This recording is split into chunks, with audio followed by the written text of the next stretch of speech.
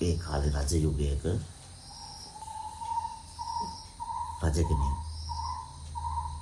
සාමාන්‍යයෙන් ගම ඇතුලේ වීදිවල ගම්මානවල ඇවිදිනවා. අපේලා ඇවිදිනවා බලනවා මේ මොකද්ද මේ රටේ වෙන්නේ කියලා හොයලා බලනවා. ඉතින් මේ හැමදාම සිරිතක් තියනවා රාත්‍රී කාලේ පාන්දර නිකන් විසිටයක් යනවා. එහෙම විසිටයක් යනකොට නුවරින් පිට අග නුවරින් පිට කැලෑවක් වගේ නිකන් ගම්මාන වගේ තියෙන ප්‍රදේශයක ගහකට තාපසෙක් ඉන්නවා. වදිරෝ අස්ව කරත්තේ යනකොට ඕ ටක්කලාරේ නැවතුවා. මොකද්ද මහරජතුමනි තාපසෙක් ඉන්නවා පොඩ නවත්තන්න. එතෙක් කතා කරන්න ඕනේ. අවසරයි ස්වාමිනී කියලා කිව්වා. ටක්කලා ඇස්සරලා බලා අවසරයි සෝපත්‍ය තාපසතුමනි මට තපස් රකින්න ඕනේ. ඔබ වහන්සේ වගේ මට තාපසයෙක් වෙන්න ඕනේ කියලා කිව්වා. බලන්න මාර කරච්චලේ මේක. මේ මාස ඕන නැති වැඩක් නෙමෙයි කරන්න හදන්නේ. කරන්න බැරි වැඩක් නේ. ඇඳුම දිහා බැලුවා මේ ඇඳුම ටිකා ගන්න බෑනේ. මහරජතුමනි මම සංසාරේ තාපසකම ප්‍රාර්ථනා කරගෙන ආවා. ඒ නිසා මට ගෙවල් නැහැ, දොරවල් නැහැ, අඹදරුවෝ නැහැ, පත්කම් නැහැ, මොකවත් නැහැ. විශ්වය මට මොකද දුන්නේ නැහැ. මම ඉල්ලුවේ තාපසකම. ඉතින් තාපසෙක් විදියට මට ඉන්න මොනවද අවශ්‍ය? එක ඇඳුමකුයි එක තැටියකුයි දීලා තිනවා. ඉතින් මම මානකම ලස්සනට කරනවා තාපසෙක් විදියට. මහරජතුමාට ඕක කරන්න බෑ. රාජධානියක් තියෙනවා, මුතුමැණි කරවම ප්‍රශ්න වගකීම. හරි අමාරුයි මහරජතුමනි. මහරජතුමා රජකම කරන්න අපි අපේ තපස්කම කරන්න නෑ. මේ රට මගේනේ. මේ රටේ මට ඉන්න පුළුවන්නේ. මට තපස් කෙනෙක් වෙන්න ඕනේ. අර මේ මිනිස්සයා කියන දේ ආන්නෙම නෑනේ. මහරජතුමනි පුළුවන් තරම් පුළුවන් විදිහට සීලය ආරක්ෂා කරගෙන මිනිසුන්ට යාපත කරගෙන කොහොම ජීවත් වෙන්නේ ඒකත් තපස්කමක් තමයි. සිතනේ සිත පැවිදි කරගෙන ජීවත් වෙන්න කියලා බෑ.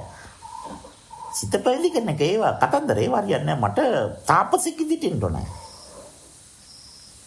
හරි මේ මනස කින දේ ආන්නෙම නැහනේ. අර ඈත ගම පේනවද? ඒ ගමට ගිහිල්ලා කැම ටිකක් ඉල්ලගෙන එන්න මට බඩගිනි. මං කැම කාලා වට ශිෂ්‍යකම දෙන්නම්. ඒකට තාපසෙක්නේ මගෙත් එක්ක තපස් රකින්න. කැම ටික. ඕම අප්ලිකා දෙවල. අස්ස කරතෙන් දෙන්නෙක් දුවගෙන මහරජතුමනි අතන්ට ගිහිල්ලා මහරජතුමා කිව්වයි කියලා තියෙන කැම ටික පටවන් එනවා කියලා කරත් අරගෙන. ඕ කියලා තාපසෙක් කිව්වා. මොකද ඒ කරන්න යන්නේ? ඇයි කැම එල්ලුවේ? මංකොල්ල කන්න නෙමෙයි මං කිව්වේ ඉල්ලාගෙන එන්න කියලා වල්ලා. ඉල්ලාගෙන එන්න කිව්වේ මංකොල්ල කන්නේ. හරි. ගිහිල්ලා මහරජතුමාට ආහාර පාන වල අවශ්‍යතාවය තියෙනවා කියලා තිනුබත් ටික අරන් එන්න ඉල්ලාගෙන එන්න. නෑ මහරජතුමනි එහෙම කිව්වේ නෑ. ගිහිල්ලා එයා දෙනකන් හිටගෙන ඉන්න. එයා ඇවිල්ලා පව් කියලා පිනට. එතකොට අපිට අවශ්‍ය දේවල් ලැබෙන්නේ නෑනේ. අන්න ප්‍රශ්නේ. අපිට ඕන දේ ගන්න එක ඉල්ලා ගන්න එකක් නෙමෙයි. උදුර ගන්න එකක්. උදුර ගන්න බෑ තාපසෙකට. එහෙම ඉල්ලාගෙන එන්න කියලා කියනවා. හරි පැහැදිලි නේද තාපසෙක් අරන් එන්න. මහරජතුමනි එනම් පැවිදි කරන්නේ අරයව කියලා කිව්වලු සොල්දාදුව. ඇයි සොල්දාදුව ඉල්ලාගෙන ආවේ යන්නේ? ඒ කියන්නේ මට ඉල්ලන් එන්නද කියන්නේ? ඔව්. හරි කමන්නේ. මං ඉල්ලන් එන්නම්කෝ. ඒතකොට පැවිදි කරන්න පුළුවන් නේ මම. ගියල් කය. ගිලා පපුව උස්සගෙන අත් දෙක දෙපැත්තට දාගෙන කවුද කඩේ කියලා වල දුවගෙන ඇවිල්ලා මහරජතුමනි මොකද කරන්නේ? පාරවලට ඉල්ලන්නේ දෙන්න කිව්වේ. මහරජතුමනි මොකද මේ පැත්තේ? නිකන් දැන් ඉල්ලන්න දැන් මේ මිනිස්සුන්ට දෙන්න ඕනේ. දැන් කල්පනා කරන මහරජතුමා එකපාරට පැමිණලා තියෙනවා මොකද කතා කරන්නෙත් නැහැ. මගේ මොනවාර වරදක් වෙලා දැන් මාව අරන් යන්න දැන් ਉਹ අත් දෙක බැඳගෙන බයෙන් වෙවුලනවා. කඩේ මිනිස්සුත් කලබල වෙලා. දැන් කැම්ප් දිහා බලනවලු. කෙසෙල් කන් දිහා බලනවලු. එකෙක්වත් මොකවත් දෙන්නලු. කිව්වලු කෙසෙල් කන් දිහා බලනවා. කෙසෙල් ගෙඩිය කරන් දීලා හුලේ තමයි උට ඉන්න වෙන්නේ. රජ්ජුරුවන්ට කෙසෙල් ගෙඩියක් දීලා මොකද්ද මේ ඉංගන වැඩේ? රජ්ජුරුවන්ට ඕනතරම් පෙට්ටගම් වල ධන ධාන්‍ය තියෙනවා. ඕනතරම් රාජමජ්ජම් කෑම තියෙනවා. උඹ කෙසෙල් ගෙඩියක් දීලා උඹ කසෙන් කුටි කාලා මැරෙන්න හදන්න එපා. පාඩුවේ හිටන් කියලා කිව්වා. පස්සේ එයා පැත්තේ තියෙන වඩේ තැටිය දිහා බලනවා. මං එන්නේ කා කියලා වඩේ තැටිය බලන රජ්ජුරුව වඩයක් බලාපොරොත්තු වෙනවද? පිස්සුද මං? රජ්ජුරුව කන කෑම වලට මේක දීලා වලා මේ ඉස ගසලා දායි උඹේ. ඉස ගසලා දායි. උඹ ඔළුව නැතුව ගෙදර යන්නේ. ඒකත් ඇත්ත තමයි නේ. එකෙක්වත් මොකක්ද දෙන්නේ? ඉටියලු පැය ගන්නවා. දෙන පාටක් නෑ. හරි. එහෙනම් මේ මං යන්නම් නේද? එහෙමයි මහරජතුමනි. හොඳයි එහෙනම් මම ගිහලා එන්නම්. ඒකම ඉස්සෙල්ලත් කිව්වේ. හොඳමයි මහරජතුමනි.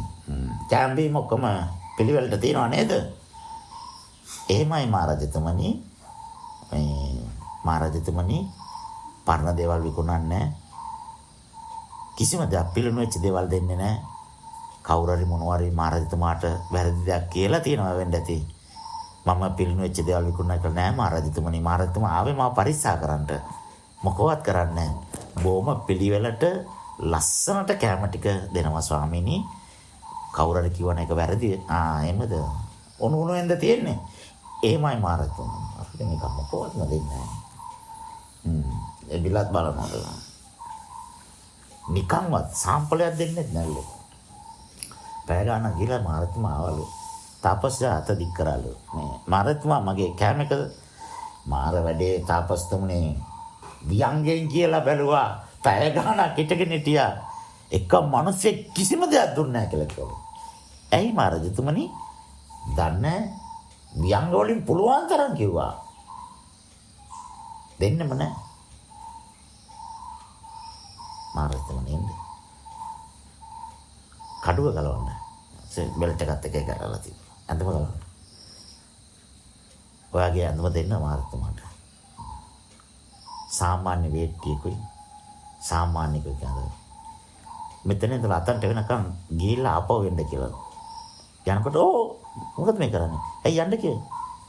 පයින් යන්න කිව්වේ නෑ. බඩපපුවෙන් යන්න. බඩපපුවෙන් ඇවිදින්න බෑනේ. එහෙනම් රෝල් වෙලා යන්න කියලා කිව්වලු. ඇයි? පයින් යන්න පුළුවන් කියන දේ කරන්න. තාපසෙක් වෙන්න ඕන කියන දේ කරන්න කියලා.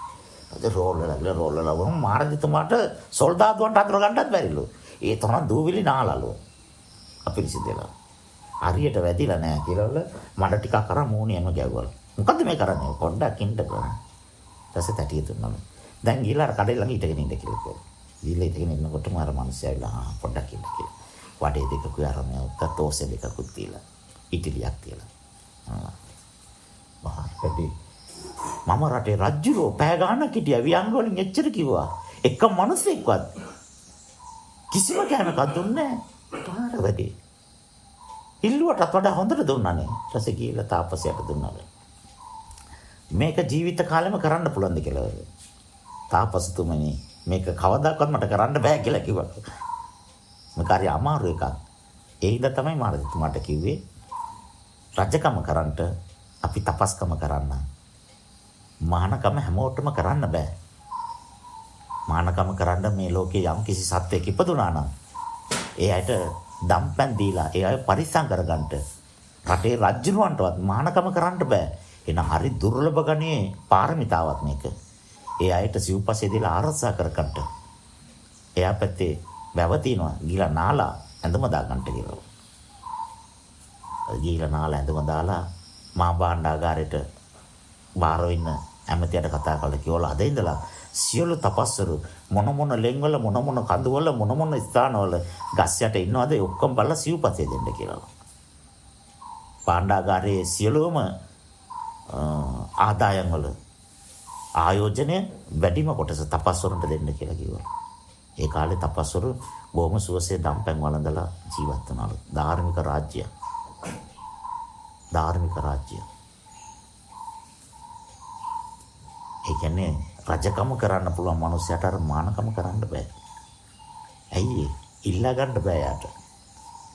ගියක් දොරකොඩ ළඟට ගිහිල්ලා ඉල්ල ගන්න මානසිකත්වයට හැදෙන්නේ නැහැ. හදන්න බෑ.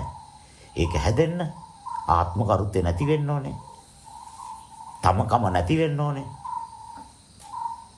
මමත්වය නැති වෙන්න ඕනේ. ඔක්කොම ටික නැති කරගෙන ගෙදර ළඟට ගිහිල්ලා මට බඩගිනි මට කෑම ටිකක් දෙන්න කියලා කියන්න මොනතරම් අසරණකමක් එයා තුළ ඇති වෙන්න ඕනේද? එහෙම වෙච්ච කෙනෙකුට විතරයි ඉල්ලන්න පුළුවන්. රජුන්ට ඉල්ලන්න බෑ. රජු ඉතින් කඩුවට අත තියාගෙන ඉතින් කෑම කඩේ දිහා බලන් ඉන්නකොට කෙසෙල් ගෙඩිය කඩලා දික් කරයිද?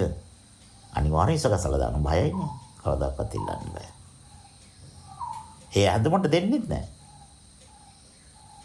එහෙනම් මේ ඇඳුම දාගන්නම වෙනවා. මේකට තමයි දෙන්නේ මිනිස්සු. දන්නවා මේ යාචකයෙක් කියලා. ශ්‍රමණේ. උන්වහන්සේට පැය 24 මදි උන්වහන්සේගේ මාර්ගේ වඩන්න. ඒඳ උන්වහන්සේ රසාව කරන්න. කිරුවොත් මේක වඩන්න බෑ. කාලෙ මදි. ඒ තරම් අරිම කාර්ය බහුල. ඒඳ ඉක්මනට මොනවද දීලා පිටත් කරන්න ඕනේ. ටග්ගල් දුවගෙන ඇවිල්ලා මොනවද දීලා ඉක්මනට යන්න ස්වාමීන් යන්න. ඊළ වැටි කරගන්න කියලා කියනවා. රජුරුවන්ගේ රාජ්‍යයන්ද මේ දැකපු මනසට එහෙම හිතෙන්නේ නැහැ. ඉතින් රජුන්ට මොකවත් දෙන්නේ නැහැ. රජකම කරන්න පුළුවන් මානකම කරන්න බෑ. කෙනෙක් ළඟට ගිහලා අතපාන මානසිකත්වය ඒක හදන්න බෑ. ඇදෙන්නේ නැහැ. බඩගින්නේ මැරුණා. මිනිස්සේ තව කෙනකින් ඉල්ලගෙන කන තැනට එන්නේ නැහැ. ඒක එනවා කියන්නේ මාන්නේ 175ක් කැඩිලා. ආයි මොනවද ඉතුරු වෙලා තියෙන්නේ? ඉල්ලගෙන කන තැනට එනවා කියන්නේ. එහෙනම් බුදුරජාණන් වහන්සේ මේ ශාසනය නිර්මාණය කළා තින්නේම මේ ඇතුල් වුණොත් රාත් වෙන්නම ඕනේ. එහෙම තමයි හදලා තියෙන්නේ. ඉතින් රාත් නොවි ඉන්න ක්‍රමය මිනිස්සු ඇදුවා. දායක සභාවල් ඇදුවා. දාන ලයිස්තු ඇදුවා. චණ්ඩියා වගේ වාඩි වෙලා ගෙන්නගෙන කන තැන ඇදුවා. පිරිවෙන් ගිහලා අධ්‍යාපනය උගන්වුවා. ඉගෙනුවා ඒ කට්ටිය. පඩි ගත්තා. account එකවල සල්ලි දැම්මා. ෆිනෑන්ස් කරලා වහන ගත්තා. පිරිනිවෙන් නැති තැන හදාගත්තා. හැබැයි බුදුරජාන් වහන්සේ ශාසනය ඇදුවේ පිරිනිවන් පාන්න. ඇතුළු වුණත් පිරිනිවන් පාන්න ඕනේ. පිරිනිවන් පාන්නත ඉන්න ක්‍රමය හොයාගෙන ඒ ක්‍රමය ස්ථාපනය කළා. දැන් ශාසනයේ තියෙන්නේ පිරිනිවන් නොපා ඉන්න ක්‍රමයක්. ඇතුළු වුණත් යාට පිරිනිවන් පාන්න බෑ. ඇයි පිරිනිවන් පාන පරිසරය නැහැ. විකෘති කළා. දැන් ඔබ වහන්සේලා නැවත පිරිනිවන් පාන පරිසරය පිරිනිවන් පාන ශාසනය නැවත මතු කරන්න. ඇතුළු වුණොත් පිරිනිවන් පාන කැරෙන්න වෙන දෙයක් යාට කරන්න බෑ. කරන්න පරිසරය නැහැ. ශාසනය බේරගැනීමේ වගකීම දැන් අපිට තියෙනවා. අපි නිවැරදි වෙමු. ශාසනය නිවැරදි කරමු.